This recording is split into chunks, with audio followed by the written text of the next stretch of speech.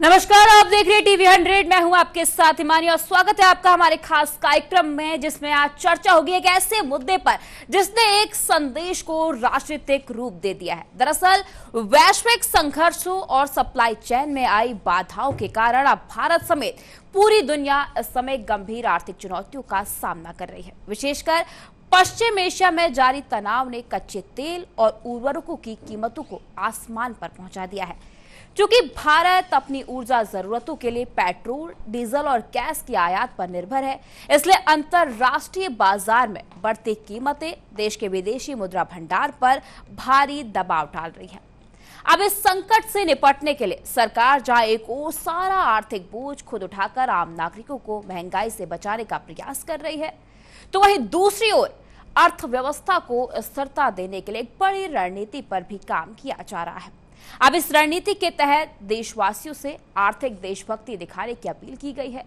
सरकार का सुझाव है कि नागरिक 1 वर्ष तक सोने की खरीद और दान करने से बचे, क्योंकि सोने का आयात करने में देश की बहुत बड़ी विदेशी मुद्रा खर्च होती है। अब इसके साथ ही खाद्य तेल के उपयोग में थोड़ी कमी और रासायनिक खादों के साथ प्राकृतिक गैस यानी कि नेचुरल फार्मिंग को अपनाना कर भी विदेशी मुद्रा की बचत की जा सकती है। अब ईंधन की खपत कम करने के लिए वर्क फ्रॉम होम, साथ ही ऑनलाइन मीटिंग्स, कॉरपोरेशन और साथ ही मेट्रो और सार्वजनिक परिवहनों के उपयोग को बढ़ावा देने की बात भी सरकार द्वारा कही गई है।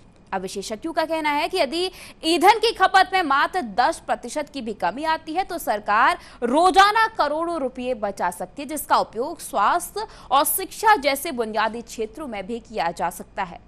दूसरी ओर इस अपील ने देश में एक नई सियासी बहस को जन्म दे दिया है। विपक्ष, विशेषकर कांग्रेस, इसे सरकार की विफलता बता रही है। विपक्षी नेताओं का तर्क है कि जब जनता पहले से ही महंगाई की मार झेल रही है तो उन्हें बचत का उपदेश देना गरीबी में आटा गीला करने जैसा है।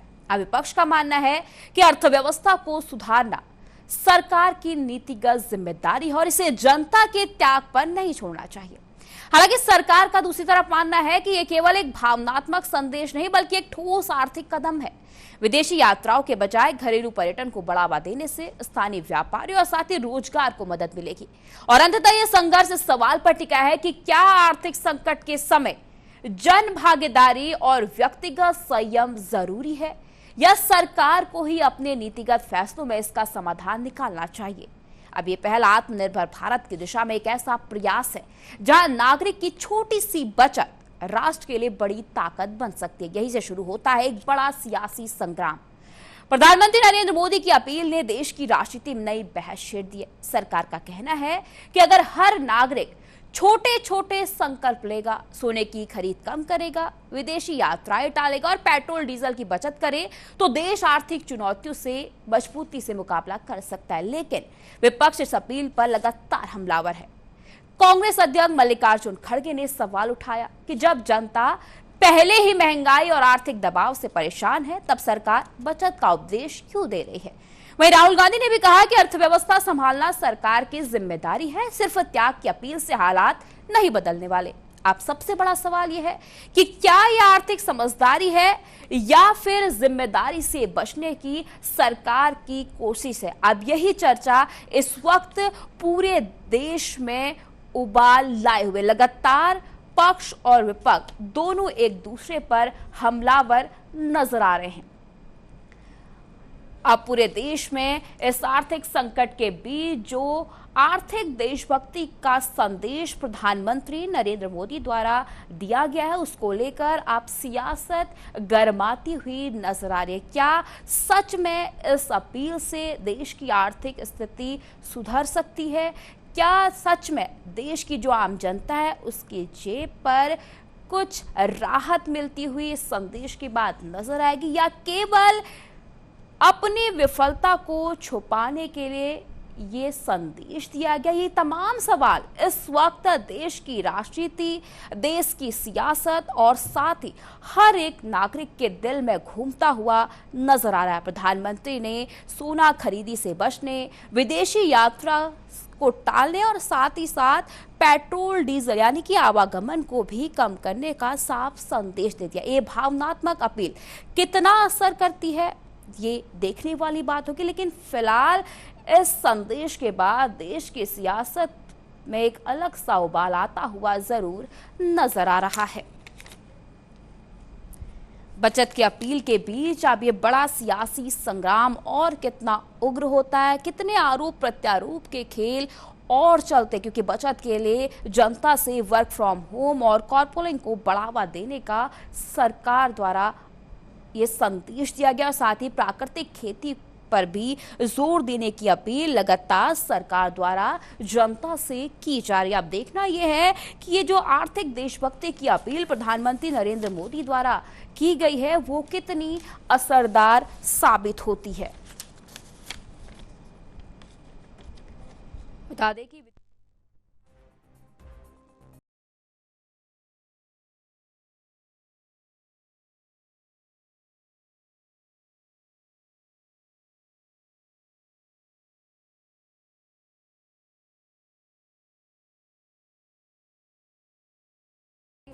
सरकार की रणनीति कितनी कारगर होती है ये देखना काफी दिलचस्प होगा। लेकिन फिलहाल विपक्ष की तरफ से लगातार सरकार पर हमला बोला जा रहा है। लगातार विपक्ष की तरफ से कहा जा रहा है कि केवल अपनी विफलता को छुपाने के लिए ही जो सरकार है वो इस तरह के संदेश दे रही है। विदेशी मुद्रा बचाने के लिए सरकार को जो आम जनता है उसके जो डेली लाइफस्टाइल है उसको कंट्रोल करने की जगह कोई और सॉल्यूशन निकालने की बात भी विपक्ष की तरफ से लगातार कही जा रही है। अब सोना खरीद और ईंधन खपत घटाने पर सरकार जोर दे रही है, लेकिन आम जनता का इस पर क्या असर पड़ने वाला है ये देखना भी काफी दिलचस्प होगा। और आम जनता किस तरह से इस संदेश को लेती है ये भी काफी ज्यादा चर्चा का विषय इस वक्त बना हुआ है।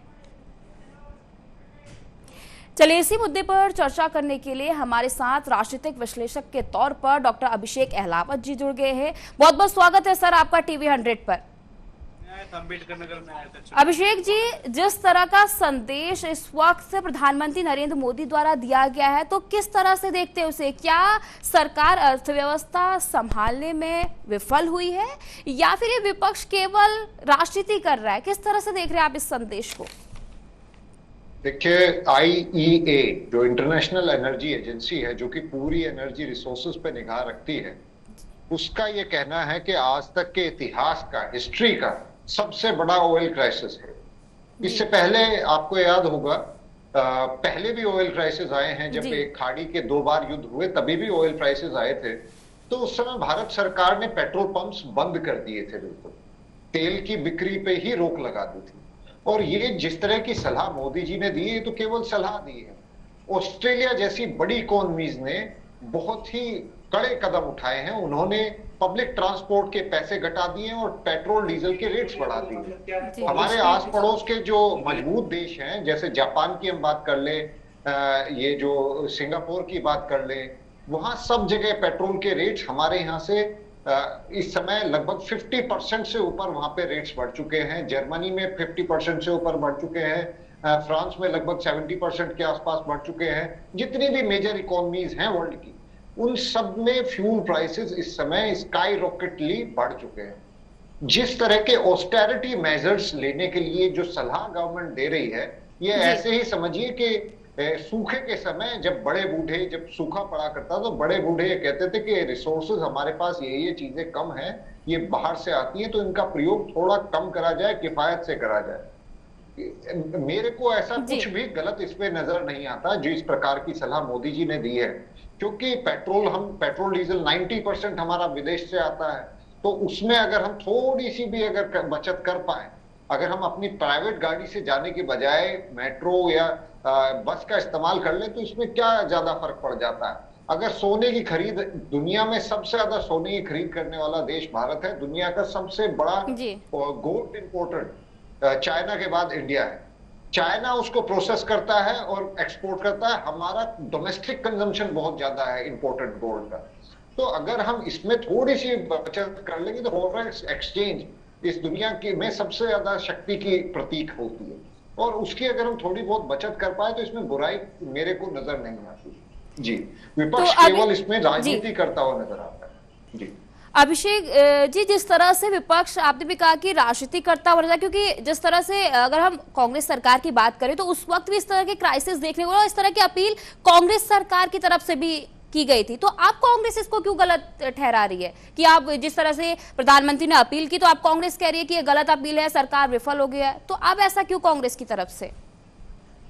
देखिए, ये परिपाठी बन गई है, दुर्भाग्य है हमारे देश का कि विपक्ष जो है हर कार्य में, हर चीज में केवल विरोध की राजनीति करता है, फॉर द सेक ऑफ, कहते हैं ना, criticising just for the sake of criticising. कोई, देखिए, कंस्ट्रक्टिव क्रिटिसिज्म होना चाहिए। जहां सरकार गलत कर रही है, ऐसे बहुत से पहलू हैं जिन पे मैं और आप, हम भी विपक्ष के साथ खड़े होकर सरकार को घेरने के लिए तैयार हो सकते हैं। जैसे कि CWG की रिपोर्ट्स आ रही हैं, उसमें खनन माफियाओं के मामले आ रहे हैं, उसमें चाहे तो हम विपक्ष के साथ खड़े हो जाएं, परंतु विपक्ष ऐसे मामलों को उठाता ही नहीं। जिस भी काम को विपक्ष इस समय जनता की रग को कहीं, मुझे ऐसा लगता है, समझने में विफल हो रहा है, उसी का कारण है कि बैलेट बॉक्स में उसका परिणाम आपको हर चुनाव दर चुनाव नजर आ रहा है। जनता का विश्वास कहीं ना कहीं विपक्ष के प्रति कम है, और उसका कारण कहीं ना कहीं यही है कि जनता की नब्ज को पढ़ने में विपक्ष विफल नजर आ रहा है। जी अभिषेक जी, तो ये मान जाए कि आप साफ तौर पर ये कहना चाहते हैं कि विपक्ष को जो मुद्दे असल में उठाने चाहिए वो विपक्ष नहीं उठा रहा, बल्कि फालतू के मुद्दे उठाकर केवल राजनीति कर रहा है, केवल आरोप लगाने का काम कर रहा है।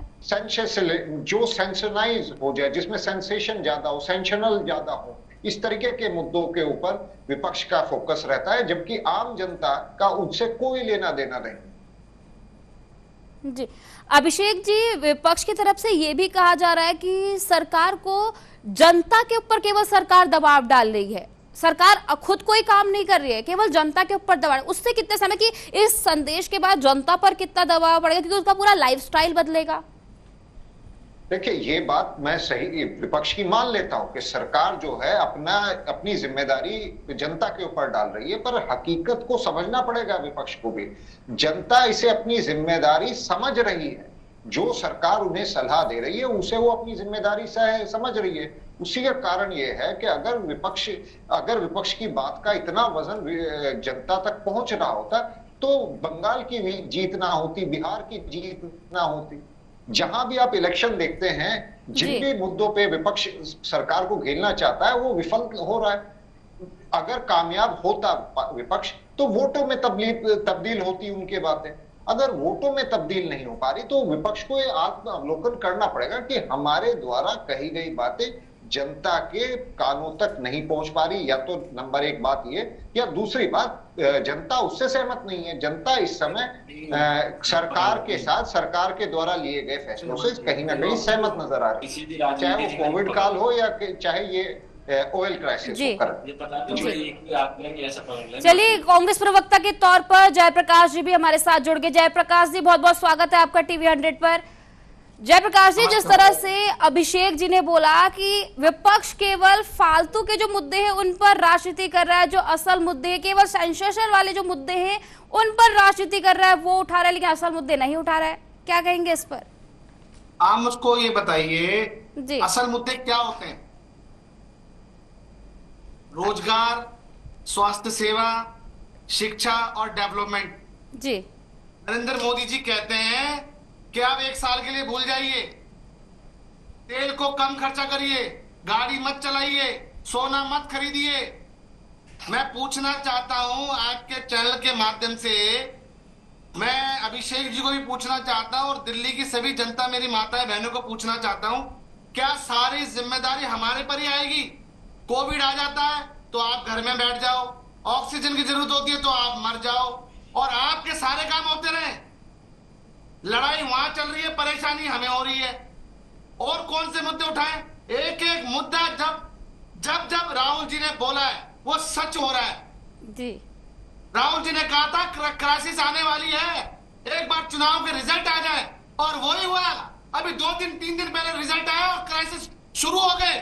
और देश का प्रधानमंत्री अब कहता है, अब भावनात्मक में भावुक होके, कि आप सोना मत खरीदिए। मैं पूछना चाहता हूं, क्या कोई मेरा भाई मेरी बहन अपनी बच्ची की शादी करेगा, क्या सोना नहीं खरीदेगा? मंगलसूत्र छीनने का काम भारतीय जनता पार्टी और देश के प्रधानमंत्री ने किया है। मैं पूछना चाहता हूं, क्या आज सोने का दाम देखिए कितना है और 2014 का दाम देखिए कितना है? क्या क्या सरकार ने बढ़ा दिए? आपकी काफिले की गाड़ी जाएगी, 200 गाड़ियां, उनके लिए तेल पर्याप्त है, डीजल पर्याप्त है, और जो जनता बाइक पर चल रही है, कार में चल रही है, उनके लिए नहीं है। और कौन से मुद्दे उठाए हम, बताइए आप। जयप्रकाश जी, एक चीज बताइए, जिस वक्त आपकी सरकार थी उस वक्त भी इस तरह की अपील की गई थी, तो उस वक्त ये बात सही थी, तो अब कैसे गलत है? उस वक्त भी आर्थिक स्थिरता संभालने की बात हुई थी और इस वक्त भी प्रधानमंत्री वो बात करे, तो अब उस वक्त विपक्ष ने आपका विरोध किया, तो उस वक्त जब बीजेपी सरकार विपक्ष में, तो वो राजनीति कर रही थी, तो अब आप क्या कर रहे हैं? देखिए, देश का लोकतंत्र आज के समय खत्म कर दिया सरकार ने। जब हमारी सरकार थी हमने लोकतंत्र को बचा के रखा, नहीं तो आप मुझे बताइए, आज छोटा सा कोई प्रदर्शन भी नहीं कर सकता, कोई पार्टी नहीं कर सकती, और हमने महीनों तक रामलीला मैदान में प्रदर्शन होने दिया। क्यों? क्योंकि लोकतंत्र हमने जीवित रखा। नहीं तो हम चाहते तो ये कोई प्रदर्शन कर सकता था। और मैं आपको बता दूं, 2014 से पहले 380 रुपए का सिलेंडर था, जो कि आज 1000 रुपए का है। और माफ कीजिए, जिसके पास एक महीने में 2 सिलेंडर लगते हैं और दूसरा सिलेंडर उसको ब्लैक से 4000 रुपए का लेना पड़ता है। सोने का भाव 2014 से पहले 25,000 रुपए तोला था, 23,000 रुपए तोला था, और आज जिसका रेट 1.5 लाख रुपए तोला है। और माफ कीजिए, 1,80,000 रुपए, 1,80,000 2 महीने पहले हुआ था, ये सबको पता है। तेल का रेट 50 रुपए था, डीजल का रेट 42 रुपए था, ये था हमारे पास। हमने उस वक्त सब कुछ संभाल के रखी थी। और आज प्रधानमंत्री की मैं कहना चाहता हूं, उसका क्या क्या गिर रहा है? उसका सब कुछ गिर चुका है, नीयत भी गिर चुकी है देश के प्रधानमंत्री की। लेकिन जयप्रकाश जी, अगर आप कह रहे हैं कि जयप्रकाश जी, एक बात सुन लीजिए, अगर आप कह रहे हैं कि सब कुछ गिर रहा है, तो लेकिन सरकार तो आपकी नहीं बन रही है ना, उनकी तो सरकार हर राज्य बन रही है, बंगाल में उनकी सरकार बन गई। देखिए, मैं आपको एक बात बता देना चाहता हूं जी, कि आपने जो लाइन बोली है, 5 स्टेट के चुनाव हो रहे हैं, 1 स्टेट में कांग्रेस को दे दो और 4 स्टेट खुद कब्जा कर लो, ऐसा होता है? और फिर बाद में आप बोलो कि हाँ, जहां ये जीत जाते हैं वहां तो कुछ नहीं होता। मैं कहना चाहता हूं, ये गलत है। आप बताइए, आप सीसीटीवी वीडियो कैमरा क्यों नहीं देते? क्यों? जहां भी चुनाव होते हैं वहां वीवीपैट जमीन में गिरी हुई मिलती है, मशीनें गिरी हुई मिलती है, क्यों? ऐसा मैं सिर्फ कहना चाहता हूं, देश के लोकतंत्र की धज्जियां आज तक के इतिहास में इन्होंने उड़ाई है। और मैं आपको बता दूं आपके चैनल के माध्यम से कि देश के अंदर कुछ नहीं चल रहा, हर जगह हिंदू मुस्लिम चल रहा है, हर जगह दंगा हो जाता है। आप मुझे बताइए, इससे पहले कब होता था, देखने को मिलता था? ये देश की खूबसूरती है, ये गुलदस्ता है जहां पे सभी धर्मों का सम्मान होता है, सभी धर्म उस गुलदस्ते के अंदर रहते हैं, और इन्होंने देश में हिंदू मुस्लिम कर दिया है। आप बताइए, ऐसा देश चलेगा? अभिषेक जी, जयप्रकाश जी, अभिषेक जी, जिस तरह से जयप्रकाश जी कह रहे हैं कि जयप्रकाश जी, अभिषेक जी भी चर्चा पर, अभिषेक जी, जिस तरह से जयप्रकाश जी कह रहे हैं कि जो बीजेपी सरकार से लोकतंत्र की हत्या कर दी है, लगातार जो दंगे हो रहे हैं वो बढ़ रहे हैं, लेकिन जिस तरह से जयप्रकाश जी कह रहे हैं कि अगर हम उनकी कांग्रेस की तुलना करें तो किस तरह से देखें, क्या सच में इस तरह की जो राजनीति है वो इस वक्त देश में हो रही है? जी देखिए, कांग्रेस के पास दुर्भाग्य से इतनी प्राचीन, इतनी पुरानी देश की सबसे प्रमुख विपक्षी पार्टी आज जरूर है, परंतु देश को आजादी दिलाने के श्रेय अगर सबसे ज्यादा किसी पार्टी को मिलता है तो कांग्रेस पार्टी को मिलता है। परंतु दुर्भाग्य ये है कि ये जो लाइन पकड़े हुए हैं कि राहुल गांधी जी ने ये कह दिया था, वो कह दिया था, और ये हो गया था, वो हो गया था। चलिए मान लिया राहुल गांधी जी बिल्कुल सत्य वचन बोलने वाले व्यक्ति है, भविष्य वक्ता है, वो भविष्य पढ़ सकते हैं, परंतु हकीकत यह है कि जनता उनकी की बात पर विश्वास नहीं करती। ये इलेक्शन कमीशन पे ठीकरा फोड़ना आगे की, और मतलब ये ऐसे है कि हम तो अच्छा खेले थे, एम्पायर ने हमें झूठा आउट कर दिया। जी देखिए इतनी ज्यादा जी अभिषेक जी, चलिए बीजेपी प्रवक्ता के तौर पर, जी अभिषेक जी, बीजेपी प्रवक्ता के तौर पर आलोक वत्सी हमारे साथ जुड़ गए हैं। आलोक जी, लगातार जयप्रकाश जी विपक्ष की तरफ से लगातार हमला बोला जा रहा है। उन्होंने कहा कि जैसे चुनाव खत्म हुआ, जो सरकार है उसने ये काम करना शुरू कर दिया, उसने जो आम जनता है उसकी जो डेली लाइफ है उसको कंट्रोल करना शुरू कर दिया। महंगाई की जो बात राहुल गांधी ने पहले प्रेडिक्ट कर दी थी वो भी आप सच साबित कर दिया आपकी सरकार ने। लगातार जो है जयप्रकाश जी ये भी सवाल उठा रहे कि आपने लोकतंत्र की हत्या कर दी है, क्या कुछ कहेंगे इस पर? अगर हमने लोकतंत्र की हत्या कर दी तो कांग्रेस ने इमरजेंसी में क्या किया था, इसका भी जवाब दे दे। अगर हमने लोकतंत्र की हत्या कर दी है, जी जयप्रकाश जी आएंगे आपके पास, तो भारत आगे बढ़ रहा है, राज्य आगे बढ़ रहे हैं, किसी की गिरफ्तारी नहीं हो रही है, कोई बंद नहीं हो रहा है जी, देश प्रगति के सारे सूचकांक पे अग्रणी तौर पर आगे बढ़ रहा है। और ये फिर भी कह रहे हैं कि हम जो है देश में इस तरीके का माहौल पैदा कर रहे हैं। आलोक जी, चौथी से तीसरी सबसे बड़ी अर्थव्यवस्था की तरफ मुखातिब है और तेजी से उस पर अग्रसर है। 2027 तक हम तीसरी सबसे बड़ी अर्थव्यवस्था बन जाएंगे। आलोक जी, जयप्रकाश जी का कहना है कि आप देश चाहे भले आगे बढ़ा, लेकिन आम जनता पे दबाव बीजेपी की सरकार में पड़ रहा है, क्योंकि 2014 से पहले जब कांग्रेस की सरकार थी उन्होंने कहा कि हमने इतना महंगाई नहीं थी, रोजगार था। वो कह रहे हैं कि अब जब आपकी सरकार आई है तो जो आम जनता है उसके साथ गलत हो रहा है। जी आलोक पंकज साहिबा, अगर सब कुछ अच्छा था कांग्रेस के राज में तो जनता ने उनको अपदस्थ क्यों कर दिया सीट से, और लगातार जनता उनको खारिज करती जा रही है। राहुल गांधी के नेतृत्व में 99 चुनाव हार चुके हैं ये। जनता, लोकतंत्र में जनता का फैसला सर्वोपरि होता है, सर्वश्रेष्ठ होता है। तो आज मुझे आप बता दीजिए कि जब जनता लगातार इनको रिजेक्ट कर रही है तो इनके बातों पे जनता को ज्यादा विश्वास है या हमारी बातों पर ज्यादा विश्वास है? हमारी बातों से ज्यादा खुश है या इनके बातों से ज्यादा खुश है?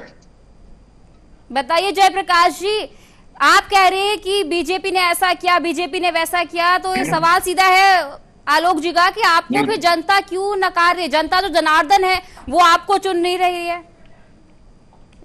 जी जयप्रकाश जी, आप पहले अपना माइक अनम्यूट कर लीजिए, आपकी आवाज नहीं आ रही।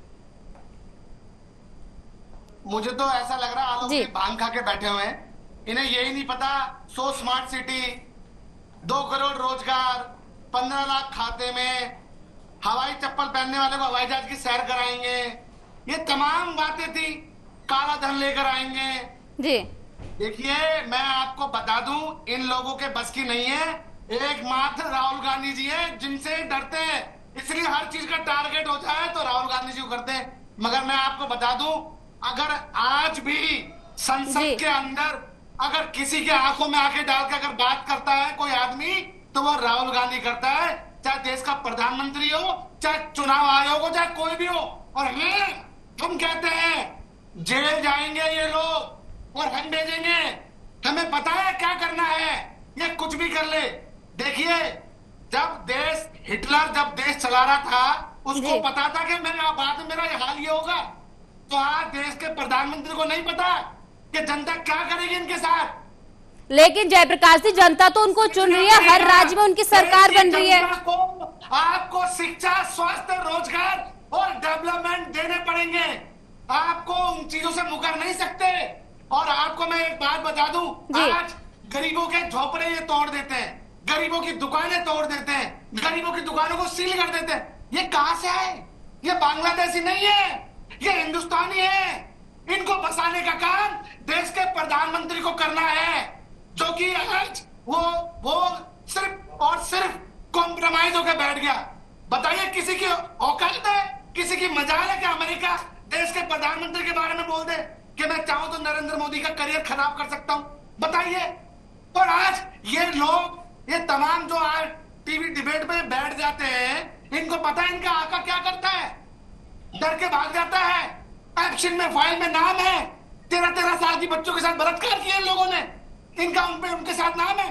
आपको मैं एक बात बता दूं कि जब आप छोटे से छोटा बच्चा हो, उनके माँ बाप क्या बोलते हैं? उस बच्चे के साथ मत रहे। क्यों? संगत का असर होता है। आज देश का प्रधानमंत्री किसके साथ मिला हुआ है? एप्शिन फाइल, एप्शिन, जेफरी एप्शिन के साथ। वो क्या कर रहा था? ट्रम्प क्या कर रहा था वहां पे? ये सबको पता है। मैं आज आपको बता दूं, ये गिर चुके हैं, थोड़ा समय और जा रहा है, आएगा नंबर सबका आता है। आज इसकी बारी, कल उसकी बारी, और अब नरेंद्र मोदी की बारी। आज आपको बता दूं जी। अभिषेक जी, जिस तरह से जयप्रकाश जी कह रहे हैं कि लोकतंत्र की हत्या बीजेपी ने कर दी है, जो आलोक बस जी कह रहे हैं कि जो कांग्रेस है उसने देश को बर्बाद किया, तो ये राजनीति किस ओर जा रही है? क्या जो आम जनता है वो दोनों ही पार्टियों के बीच जो राजनीति चल रही है, आरोप है, उसमें पिसती हुई नजर आ रही है? जी अभिषेक जी। जी नहीं, देश की जनता बहुत समझदार है।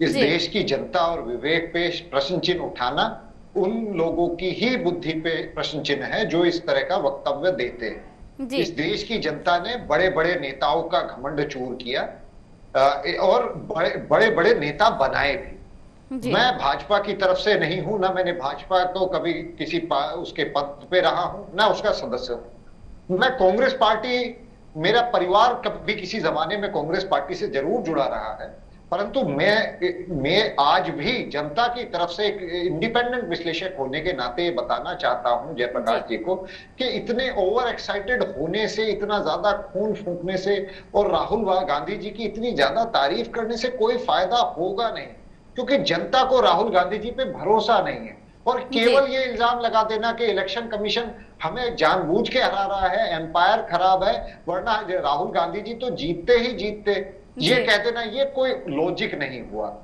ऐसा संभव ही नहीं है। आपकी सरकार में एक इलेक्शन कमिश्नर हुए, हमारे इतिहास में एक ही इलेक्शन कमिश्नर ऐसे हुए जिनको कैबिनेट मिनिस्टर का दर्जा मिला।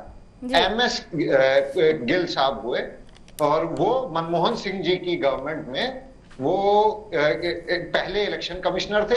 रिटायरमेंट लेने के बाद उन्हें कैबिनेट मिनिस्टर बना दिया गया। अगर इतना ही प्रभाव होता है इलेक्शन कमिश्नर्स का देश के चुनावों में, तो कांग्रेस 2014 का चुनाव किसी भी सूरत में हारती नहीं। किसी IAS, किसी भी महकमे की, किसी भी IPS लॉबी की, किसी भी इलेक्शन कमीशन की इतनी औकात नहीं है कि एक अनपढ़ अंगूठा छाप वोटर के विवेक को वो प्रभावित कर सके। हमारे देश की जनसंख्या पे और हमारे देश के वोटर पे भरोसा करिए जयप्रकाश जी, और मेरा निवेदन है कि जनता के बीच में पहुंचिए, एक बार देखिए तो सही उनके असली कष्ट क्या है। आपको बीजेपी के खिलाफ 1000 मुद्दे मिल जाएंगे। मेरे जैसे व्यक्ति को ही अलग से फोन करके आप मेरे से पूछिए, मैं आपको मुद्दे देने के लिए जयप्रकाश जी उनकी बात खत्म होने दीजिए। आप जयप्रकाश जी, जिन मुद्दों पे आप बीजेपी से लड़ रहे हैं, यही तो गलत बात है। आपने उस समय फोन पे बात करने लगे थे जब मैंने आपको बताया था कि मेरा कभी बीजेपी से कोई नाता नहीं रहा, कांग्रेस से मेरे पुरखे जुड़े रहे। इनसे ये पूछ लीजिए, इनके घर में जो सिलेंडर आ रहा है वो कितने का आ रहा है? जयप्रकाश जी, उनका सीधा सवाल यही है। 960 रुपए का सिलेंडर है। 900 रुपए कितने का आ रहा है? और बाकायदा ऐप से मैंने फोन भी नहीं किया, ऐप से बुकिंग 960 रुपए। 900 जयप्रकाश जी आएंगे आपके पास। 60 रुपए, 60 960 रुपए, 908 रुपए, क्या बोल रहे हैं आप? जयप्रकाश जी आपके पास आएंगे, उनकी बात पूरी होने दीजिए। 2014 में कितने का ले रहे थे जी? बात उससे की नहीं है, इस समय इंटरनेशनल क्रूड प्राइसेस बढ़ी हुई है। आपके पास पैसा है इसलिए आप ले सकते हैं, गरीबों से पूछिए जो। चलिए अभी आलोक जी जिस तरह से ये अभिषेक जी आलोक जी से सवाल ले लेते हैं। पड़ोस के जो रईस देश हैं उनसे कंपैरिजन कीजिए ना, जर्मनी से कंपेयर कीजिए, फ्रांस से कंपेयर कीजिए, जिनके जो हमसे ज्यादा रईस लोग हैं। आलोक जी सीधे आपके पास आ रही हूँ। आलोक जी अभिषेक जी आलोक जी से सवाल ले लेते हैं कि जिस तरह से बीजेपी के ऊपर आरोप लगा रहे जयप्रकाश जी कि चुनाव के टाइम पे बीजेपी एकदम काम करती, बीजेपी जनता के बारे में सोचते हैं, चुनाव खत्म होते हैं वैसे ही जो महंगाई है वो बढ़ जाती है। अब जो है ये आर्थिक जो अपील की गई है प्रधानमंत्री वो आपकी सब चुनावों के बाद ही हो रहा है, ऐसा क्यों? जी आलोक जी, आलोक जी आप अपना माइक अनम्यूट कर लीजिए। देखिए, जी वैश्विक स्थिति से सारे लोग अवगत हैं कि ये ईरान और अमेरिका के बीच चीजें दिन पर दिन खराब होती जा रही है। जी अब कांग्रेस के प्रवक्ताओं को तो सिर्फ टेलीविजन तक ही अपने को सीमित रखना है। कभी ये सड़कों पे या किसी रैली में या किसी धरना प्रदर्शन में तो दिखाई देते नहीं है। ये तो एयर कंडीशन के आदी हो गए हैं और जो इन्होंने 60 वर्षों में लूटा है पैसा, अभी उसी को धीरे धीरे खर्च करके मौज ले रहे हैं। जनता से तो ये बहुत दूर चले गए हैं। और आप देखिए कि हर चुनाव में ये अब इनका तो अब खाता ही नहीं खुल रहा है। सबसे आश्चर्यजनक की बात है कि इतना ज्यादा लोगों को तरजीह देने के बाद भी जी एक राष्ट्रीय पार्टी, ये इंडिया की सबसे पुरानी पार्टी अगर मैं मान लूं, तो इनका खाता भी नहीं खुल रहा। ठीक है आलोक जी, समय की जरा कमी है, आप जल्दी से अपनी बात पूरी कीजिए। खाता ही नहीं खुला जी। इसके पहले जो चुनाव हुआ वो खाता ही नहीं खुला। अब तो ये कवायद इन लोगों के द्वारा होती है। आलोक जी चलिए, आलोक जी समय की कमी है, लेकिन देखना यह है कि जिस तरह से राजनीति सभी पार्टियों के बीच चली उसमें आम जनता को क्या कुछ फायदा होता है या कितना जो झेलना पड़ेगा वो आम जनता को ही झेलना पड़ा है। बीजेपी प्रवक्ता के तौर पर आलोक बस्सी हमारे साथ, आपका भी बहुत बहुत धन्यवाद। जयप्रकाश जी कांग्रेस प्रवक्ता के तौर पर हमारे साथ जुड़े, आपका भी बहुत बहुत धन्यवाद। वहीं डॉक्टर अभिषेक अहलावत जी राजनीतिक विश्लेषक के तौर पर हमारे साथ जुड़े, आपका भी बहुत बहुत धन्यवाद इस चर्चा में जुड़ने के लिए। आप देखना यह है कि जो ये संदेश, आर्थिक भावनात्मक संदेश प्रधानमंत्री द्वारा दिया गया, उसका देश की राजनीति पर कितना असर देखने को मिलता है, देखना काफी ज्यादा दिलचस्प होगा। फिलहाल के लिए इस चर्चा में इतना ही, जल्द लौटेंगे एक और मुद्दे के साथ, लेकिन फिलहाल के लिए आज की चर्चा में इतना ही। दीजिए इजाजत, नमस्कार।